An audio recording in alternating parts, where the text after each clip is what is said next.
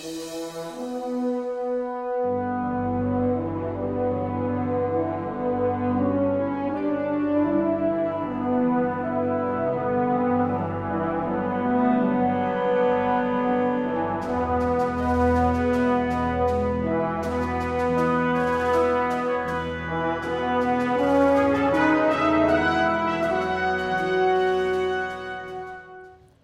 it's the Chuck and Chuck Show again.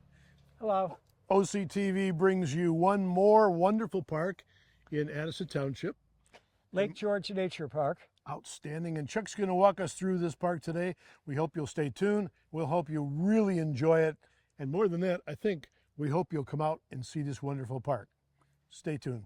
Just think, what if we didn't have local TV and radio?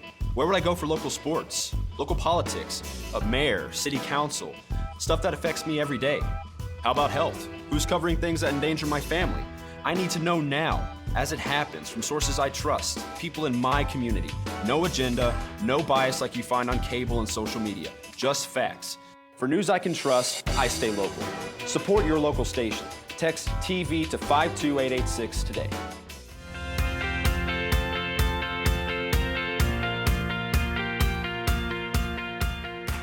So Chuck, question for you to start. You're going to tell us about this great park. How did Addison Township end up with this property? Well, back around 2000, this property became for sale. The family that lived here, the two sons moved out of state, and mom passed away, and we drove by it and saw a real estate sign. Who's we there? The people in the area. Ah, okay, good. We drove by and saw a real estate sign and thought that perhaps maybe the township should look into it. In our Park and Recreation Master Plan, it said that when unique properties come up for sale, they should be looked into perhaps to be future township parkland. Right. So And it sounds like this was you had good reason to check this out. well, Lake George Lake is, and this property is on 82 acres, and we own 3/4 of the lake. Okay. And it has papers from state biologists that ground walked it in the 1980s that said this property was high in natural features, and it was rather unique, and it should be spared from development. So the And DNR blessed it as a pretty good site. Yes, we actually have papers for it, ground survey, saying all this. And so we felt that it was worth looking into. Sure. Our township supervisor back then discussed it with the township board, and in the early 2000s, about 4 years straight, we applied for a grant with the State of Michigan Trust Fund.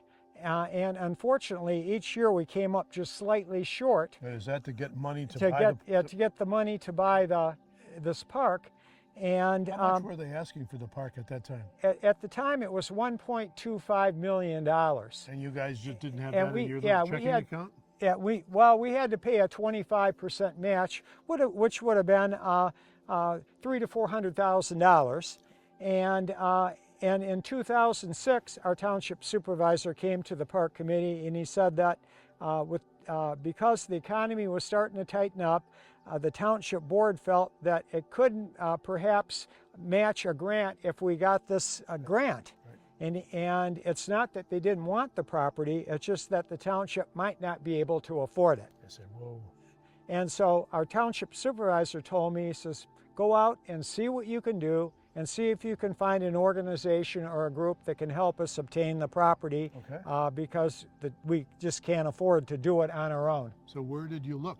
Well, I belong to Six Rivers Land Conservancy. Okay. And the Clinton River Watershed Council. Okay. And I asked both groups. Both agreed that the Six Rivers Conservancy would be the best help. And we knew the lady that was the executive director at Six Rivers, and I met with her. We came out here and I showed her the property. Yep. She liked it and thought it was rather unique and it was worth looking into.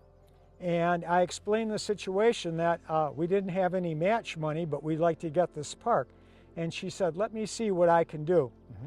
Later on, she called me up and said, well, we need to plan a second visit.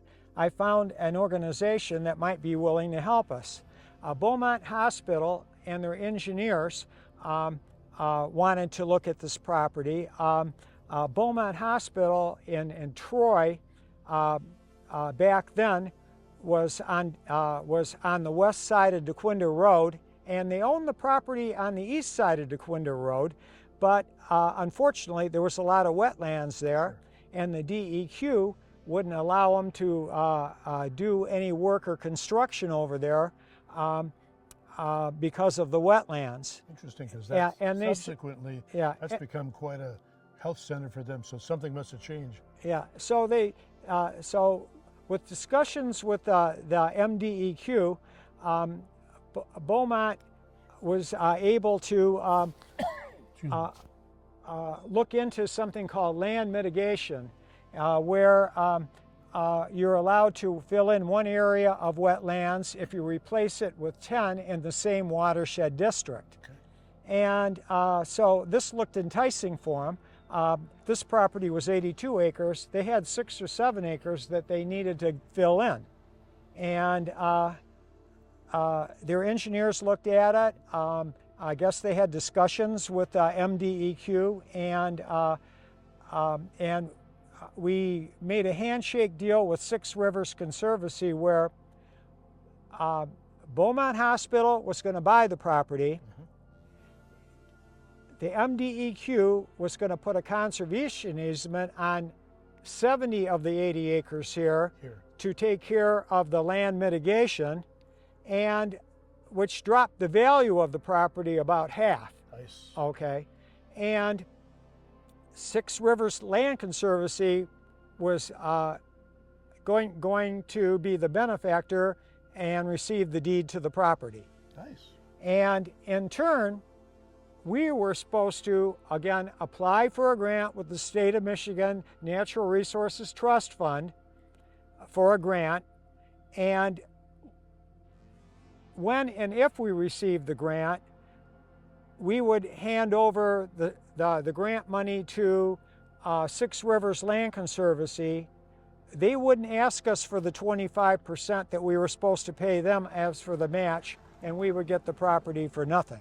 That's a lot of pieces, and they seem to be moving in the proper direction all at once. That must have taken a lot of work and planning. Well, it did. It took, well, from start to finish, it took 5 to 7 years. But finally, in 2011, we got an approved grant from the State of Michigan Natural Resources Trust Fund. Supervisor Pearson went to Lansing for those hearings and did and said everything he could possibly do to for us to hope to get this property, and it all worked out well. Outstanding. Well, that's a great. Yeah. So we got this property for free. Six Rivers Land Conservancy made it happen, and many thanks to Beaumont Hospital. And when we walk down the trails, you'll see a little marker saying how we got this property. Well, that's good. So yeah, so it's a nice story. It's a happy ending, and this property will always remain the way that it is, always forever. Excellent. So when you come, we're assuming that they're going to come, right? When you come, check out that sign and know now that there's quite a story to this that takes a lot of time and creativity and interest. So Chuck, take us through the park and let us know what's going on here, my friend. Here's our first marker. This explains what we just talked about the conservation easement. Good, excellent. And so it gives Six Rivers Conservancy, MEDQ in Beaumont and Addison Township. Those were the players. Yep. I'm sure they're grateful to you and your team for working hard to make this happen, along with all the other folks. Well, it's important to save some of this open space for the future, Sure. And again, it's a place for the animals to live. Yep, lots of acorns. I'm sure the Yeah, deer love yeah. that. This year seems to have a bumper crop of Yes, acorns. I'm seeing that. Yeah. So tell us what you got here, my friend. Well, this is our new fishing pier dock that we just recently installed last year. Right. Part of the handicap trail that I told you about is going to feature a switchback trail, which is a zigzag trail with less than a 5% grade, where I'll have 3 or 4 swaths going left and right to take away the steep grade of going downhill. To make it safer for people in chairs Yes. and such. Yes. Got it. Okay, good. And that makes it accessible so they can use the dock to go fishing. Or maybe just to sit and enjoy the view. Yeah, absolutely. They can bring their lawn chair and just relax. And this has the feeling of being way up north. Is it fair to say that in a week or 2 or 3, the colors are going to be even more colorful out there in the woods? Well, this is a spectacular place, and where we're standing right here, you get a good view of a large area. And with the different varieties of trees that we have here that change colors at different times, for the next month, they'll be real good. Good, excellent. So they ought to, folks who are watching, ought to come out here and take a look, and they can sit on the dock and enjoy the color. Absolutely. And again, it's a good place to go fishing. You might not catch any trophy fish, but if you put your line in the water, you're bound to catch something right away. Excellent. As a fisherman, I've learned that you don't have to catch something wonderful, but catching something is an enjoyable thing to do. So I'll have to bring my line out here and take a look. Well, that would be very good. All right. If you would like, we can walk down to the lake. There's a marker down there as well. Let's give us a shot, my friend. All right, thank you. Here's another marker that we have here. Got it. This explains Lake George a little bit. And again, the park owns about 3/4 of this lake. And the surface water elevation is about 1,000 feet. And I think when we were at Watershed Preserve Park, Right. that we talked about elevations and where this water was going. And the surface water elevation at Lake St. Clair is 573 feet. That's quite a drop from here. Yes, and like a 400-foot drop between here and Lake St. Clair, which is about 40 miles away, which would equate to about maybe 10 feet per mile. Wow, yeah. Yeah. And I And heard so a there's rumor a slight drop going southeast. and all heading to the big lake. Yes. Yep. All right. Yes. Let's take a look at the dock here, eh? Again, we had this dock constructed last year, and this makes it an easy spot for people to go fishing. Nice and solid, too. Yeah, and it's very safe. Who puts the dock in for you? Well, we hired a general contractor. We put it up for quotes, Yep. and the contractor that did it did a very nice job on it. And that's all he does for a living is he puts up pretty heavy-duty Yeah, docks. this is very Yeah. solid. Yeah. I'm glad I didn't have to pay for it, but I'm sure municipalities need to construct things that are very secure for the people. Make sure. Well, we saved up for a while to purchase this. Did you? Yes. Okay. Well, it's a beautiful vista here. My Yes. goodness. Well, Lake George is the first of a chain of about 6 lakes. When we were at Watershed Preserve Park, Yes, sir. Slating Lake is the last lake in this chain, and this water again is going to, most of it is going to Secord Lake. It branches off in that area. Some of it goes north to the Bell River and goes to Port Huron, and the majority of it goes south to Stony Creek Park, the Clinton River, and Lake St. Clair. St. Clair. Water has a way, doesn't it? Yeah, All right. and there's a rather large wetland where the water exits out on the north part of the lake. Yep. And That was a nice jump right so there. it has extensive wetlands. Yep. And again, these wetlands are important because they say the underground water in Addison Township flows south. This is the recharge area for underground drinking water, and it's important to keep it clean. This park and Watershed Preserve Park help preserve our drinking water. Gotta have clean water. Yes. Yes, sir. Here's another marker that you'll find on your map. And this is something rather unique. A rock embedded in a tree. Yeah, and for years I walked by this and I was trying to figure out what this was. And finally, one of my friends figured it out because I'd show it to different people look at there. and I'd go, what is that? And so one of my friends finally figured it out. That's a cedar tree that grew, and at one time that rock was down at the ground and the tree was small. It just picked it up? And yeah, and somehow it got slightly embedded in the tree, and as the tree grew, the rock went up with it. I've never seen such a thing. No, so it's rather unique. So we made a marker for it. Excellent. Yeah, most people will stop and look at it twice. And if you don't look up, you miss a lot of things that are true. absolutely, there's a lot around us, and we have to stop and spend the time to see it. Exactly right. Yeah. Here's something. This next area, we even have a marker for it. This Oriental bittersweet. 10 years ago, this Oriental bittersweet was not here.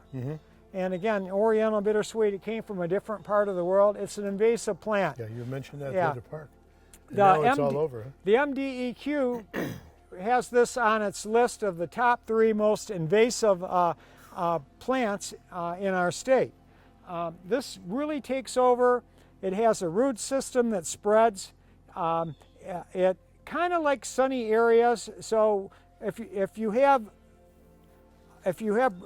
wooded property and it doesn't get much sunlight, chances are this won't invade it. It likes kind of the edges of fields. It likes southern exposure, and this is a perfect area for that because in the afternoon it gets sunlight. Got it. And so for the next few hundred feet, we're going to see a lot of Well, this. you can see it all over the tops of the plants. Yeah. If you look real hard, you'll see some limbs where they're rather fat, where they kind of wrap themselves around trees. Yep. And we try to cut those so they don't get too far out of control. Excellent. At some point, if you don't do anything, they'll actually drag the tree down with it. Yep. And so we try to cut this stuff, but unfortunately, you can't get rid of it. I go to other parks, we talk to other park people that manage their parks. They say that really you can't win trying to fight these. Yep. All we can do is try to keep it somewhat in remission, keep it off our trails. Unfortunately, it's something here to stay, and so we have to live with it, unfortunately. Okay. Well, let's take a walk. Lots to see. This trail is nice because it gives you a nice overhead view of the lake. It really does. You don't have many opportunities to see a lake from above like this. Yeah, it's real nice. Now, when On the other side of the lake is Haven Road, yeah, and it's just right below the trees that we see on the other side now, of is the that lake. where the property owners, is that people own that part of the property? Well, actually, some relatives of the people that used to own this property own the property across the lake. Okay, so that's with the private ownership. Yes. And the rest of this is part of the park. The rest of this is all the park. Got it. Is there any place to launch a little paddle boat or canoe or? Well, down at the dock there, where we were just at, Okay. alongside of the dock, push it people in. come with their kayaks, and they it's open there. It's not far from the parking lot, and it's easy to put your kayak in there. Yep. And again, it's only like 400 feet from the parking lot. An easy walk. So how much trail is there here, Chuck?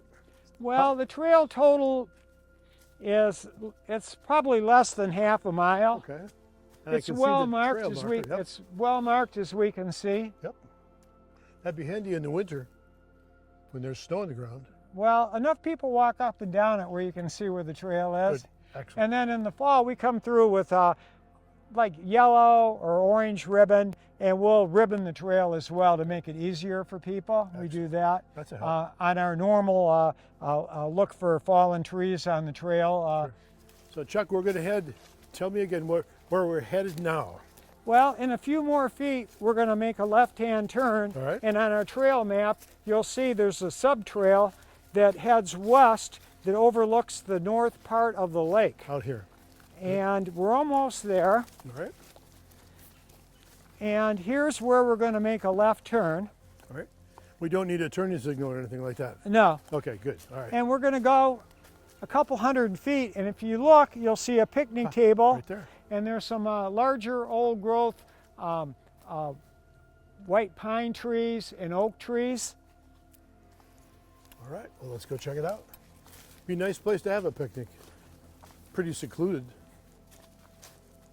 Well, it gives you the feeling that you're way up north. It certainly does. Now we're getting to an area where, if you look around, you'll see large, older trees. Yep. This Beauty. tree here is pretty substantial, good sized oak tree here. And if we look around, we'll find some just as large, if not larger than this. I think what it had to do with is when this area where we walked through, some of it was farm fields, and to the east of us was farm fields. But down here, down by the lake, it might have been hard to get to, and the loggers decided not to come down this far. There wasn't It was worth enough. Yeah, it wasn't worth it. It was kind of inaccessible, and they might get stuck. And so perhaps maybe that's why some of these old trees that we're about to see Yeah. are still here. Some dandies.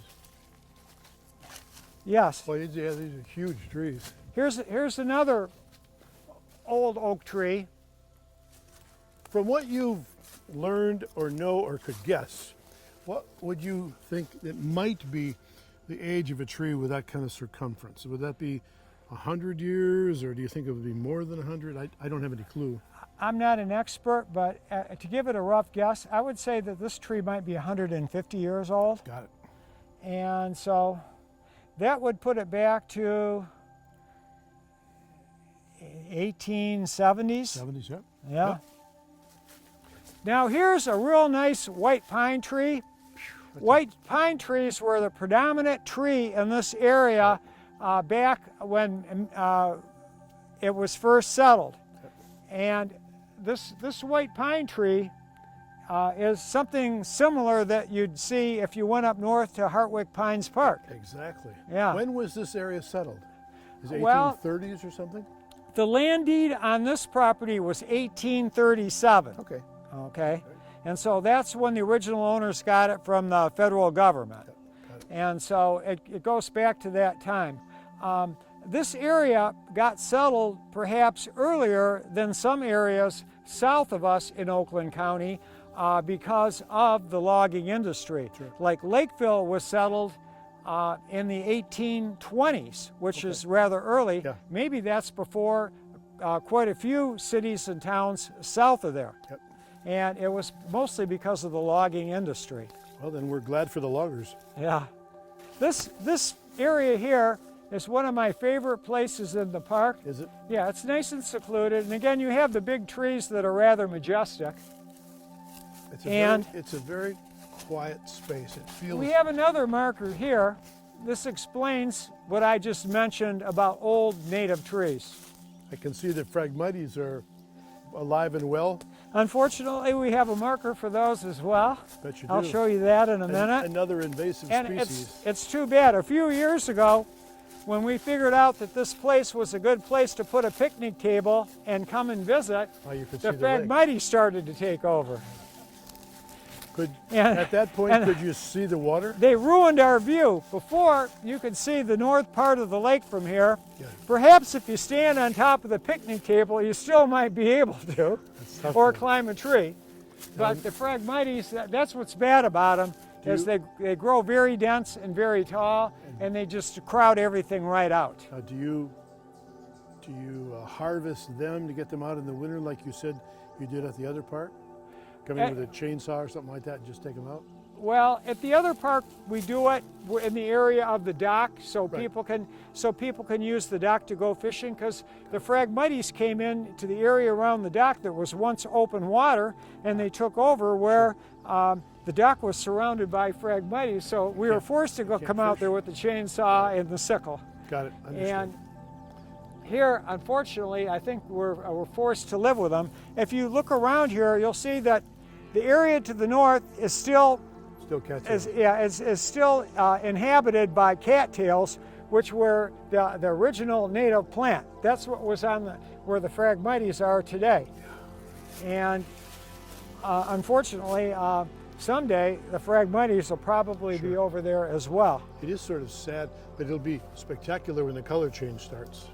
You just won't see quite as much of it because of these tall, goofy plants. Yes, this is a better view of the north part of the wetland that we saw from the dock. Got it. And again, the wetland's larger than the lake is. Yep. And this water exits out of the northwest corner here. Yes, sir. There's like a little stream and it kind of meanders. It goes into another lake called Wolf Lake. Okay. That goes into Loon Lake, which is the west part of the park where the cabin is. Yeah. It goes over to Howard Lake, Slating Lake, and then goes across Rochester Road. So much life out here.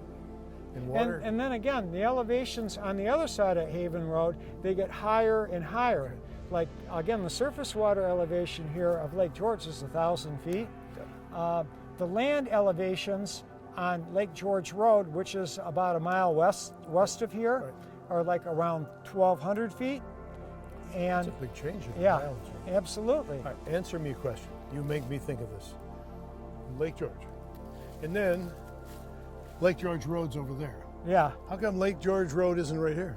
that's a question that I first asked myself when I saw Lake George Road and later discovered Lake George.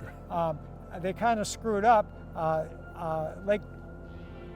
Lake George shouldn't be on Havens Road. It should be on Lake George Road. Unless somebody decided that they didn't want it over there, so they moved it to here, right? That's possible.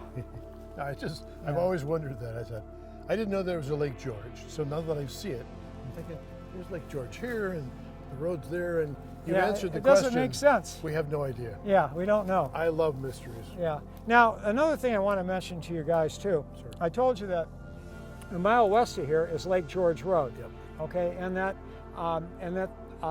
it's approximately 1,200 feet. There are higher elevations there, and the surface water is draining down this way to the east. On the other side of Lake George Road, it's draining to the west. And if you look standing on Lake George Road, if you look over to the west, you'll see that the elevations drop down. On the other side of Lake George Road, you'll find Clack Lake, Brooks Lake, and Wingville Lake. Those are the south branch of the Flint River, and yet those are 1,100 feet above sea level. Where are they draining to? They're draining to area downtown Flint, which is 850 feet above sea level. So you actually have water draining north, okay, which kind of violates gravity. Unusual. Yeah, it's unusual, and but it's because, again, the elevation of downtown Flint is 850 feet, and it's 1,100 feet, 1,200 feet in this area. Where does the Flint River drain to? Well, I know it goes through downtown Flint, Yep. and then there's different branches of it, Okay. and some go east, some go west. I really Presume don't it's know. all going into either St. Clair or... No, I don't think it is. No? No. Interesting. Yeah, I don't really know where it all finally winds up. One more But mystery. this is the south branch of it, and pretty much Clack Lake is the end of it.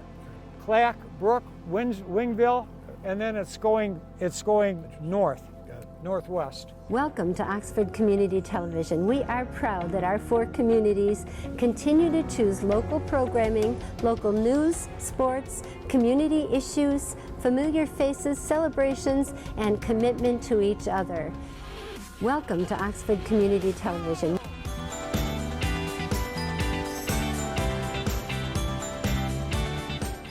So Chuck, thank you first of all for taking the time. It is wonderful to see you again and to hear all the wonderful things that you've learned and you're going to teach people from these videos.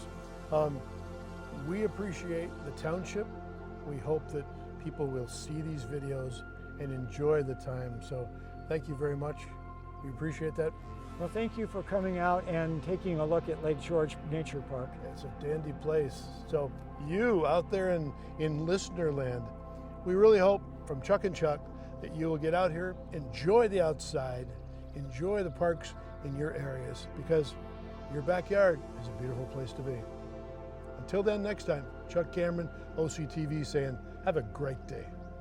Bye now.